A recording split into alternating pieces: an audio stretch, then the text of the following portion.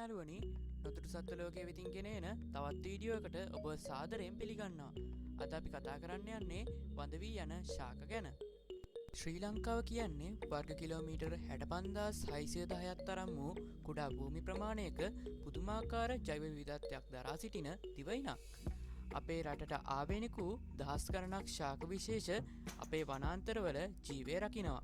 නමුත් අද වන විට ඒ අභිමානවත් උරුමේ පැවැත්ම බරපතල අනතුරකට මුහුණ දීලා තියෙනවා. අද අපි කතා කරන්නේ අපේ රතුදත්ත පොතේ දැඩි තර්ජනයකට ලක් වූ අපට සදහටම අහිමිවීමට ආසන්න සුවිශේෂී ශාක කිහිපයක් පිළිබඳව. පළමුවෙන්ම අපි කඳුකරයට යමු. එහිදී හමුවන මහරත්මල් ශාකය අපේ කඳුකර පරිසරයේ ලස්සන සලකුණක්. මෙය ශ්‍රී ලංකාවේ මධ්‍යම කඳුකරයට විශේෂයෙන්ම මුහුදු මට්ටමේ සිට මීටර් 1700කට වඩා ඉහළ හෝටන් තැන්න සහ නුවරඑළිය වැනි ප්‍රදේශවලට පමණක් ආවේනික වූ උපවිශේෂයක් වනවා.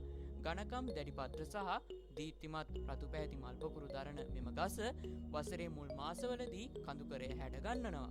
නමුත් දේශගුණික විපර්යාස නිසා කඳුකර පරිසරයේ ඇතිවන වෙනස්කම් සහ ආක්‍රමණශීලී ශාකවල බලපෑම නිසා මෙම සුන්දර ශාකය අද දැඩි තර්ජනයකට ලක්ව තිබෙනවා. ඊළඟට අපි යන්නේ වියලි කලාපයට. ලෝකයේ මිල අධිකම සහ වටිනාම දැවයක් ලෙස සැලකෙන කළුලී ලබා දෙන්නේ අපේ කළුමැදිරිය ශාකය. මෙම ශාකය ශ්‍රී ලංකාවේ වියලි සහ අර්ධ වියලි කලාපීය වනාන්තරවල සෙමින් වර්ධනය වන වෘක්ෂයක්. එහි අරටුව තද කළු පැහැති ඉතා ඝන සහ ශක්තිමත් වනවා. අතීතයේ සිටම මෙම දැවේ ඇති වටිනාකම නිසාම සිදු වූ අධික දැව කැපීම හේතුවෙන් අද වන විට ස්වභාවික වනාන්තරවල පූර්ණ වර්ධනය වූ කළුමැදිරිය ගසක් දැක ගැනීම ඉතාමත් කලාතුරකින් සිදුවන්නක්. මෙයද වඳ වී යාමේ දැඩි තර්ජනයකට ලක්ව ඇති ශාකයක් වනවා. අපි ඊළඟට කතා කරන්න යන්නේ පිනිපෙරළිය ශාකය ගැන. පිනිපෙරළිය ශාකය ලංකාවේ තෙත් කලාපීය වනාන්තරවලට ආවේනික වෘක්ෂයක් වනවා. විශේෂම කරුණ වන්නේ 2012 වර්ෂයේදී රතුදත්ත පොත මගින් මෙම ශාකය වඳ වී ගිය ශාකයක් ලෙස නම් කර තිබීමයි. නමුත් පරිසරවේදීන්ගේ සහ පර්යේක්ෂකයන්ගේ නොපසුබට උත්සාහය නිසා මෑතකදී රත්නපුර ප්‍රදේශයේ කුඩා වනාන්තර කොටසකින් මෙය නැවත සොයා ගැනීමට හැකි වුණා. මෙය ලෝකයටම විශාල ආදර්ශයක්. කෙසේ වෙතත් මෙය ඉතා සීමිත ප්‍රදේශයක පමණක් පවතින බැවින් තවමත් දැඩි තර්ජනයකට ලක් වූ ශාකයක් ලෙස සැලකෙනවා. අවසාන වශයෙන් අපේ රටට ආවේනික වූ ලස්සනම ඕකිඩ් විශේෂයක් වන වෙසක් මල ගැන කතා කරමු.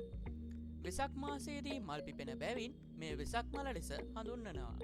රත්නපුර සහ ශ්‍රීපාද අඩවිය ආශ්‍රිත තෙත් කලාපීය වනාන්තරවල වෙනත් ගස් මත වැවෙන මෙම ශාකය එහි ඇති අසිරිය නිසාම මිනිසුන් විසින් අධික ලෙස වනාන්තරවලින් ගලවාගෙන ඒම නිසා වඳ වී යාමට ආසන්න වී තිබෙනවා. වල්ලන්නාසි සහ තවත් බොහෝ ඕකිඩ් විශේෂ මෙන්ම මෙම ශාකයද අද අපේ සොබාදාමේ සදහටම අහිමි වී යාමේ අවදානමේ සිටිනවා. අපේ මේ හරිත උරුමය අපේ අනන්‍යතාවයයි. එක් ශාකයක් හෝ වඳ වී යාම අපේ අනාගතයට අහිමි වන මහඟු දායාදයක්. දේශීය ශාක සංරක්ෂණයට දායක වීම, වනාන්තර විනාශයට එරෙහිවීම සහ අපේ පරිසරය ගැන දැනුවත් වීම අප සැමගේම වගකීමක් වනවා.